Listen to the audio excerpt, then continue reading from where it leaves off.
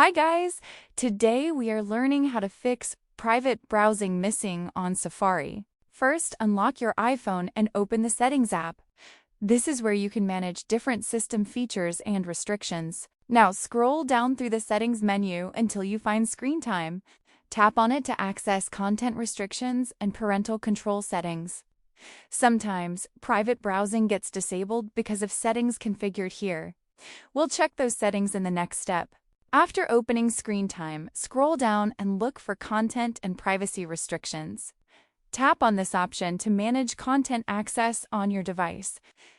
These settings can affect how Safari works, including private browsing. Here we'll adjust the restriction that's causing the issue. Once you're inside the Restrictions menu, find App Store, Media, Web, and Games. Tap on it to open additional content control options. This section allows you to manage web access and browsing permissions. Now we'll check the web content settings. Next, locate the web content option and tap on it. This setting controls which websites and content can be accessed. If restrictions are enabled here, private browsing may disappear from Safari. We'll update this setting in the next step. Now choose Unrestricted Access from the available options.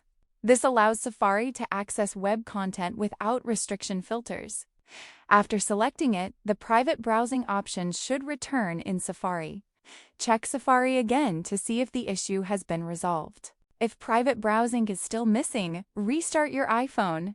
A simple restart can refresh system settings and apply recent changes. After the phone turns back on, open Safari and check again. In most cases, this completely resolves the issue. And that's how you can fix the private browsing missing issue on Safari.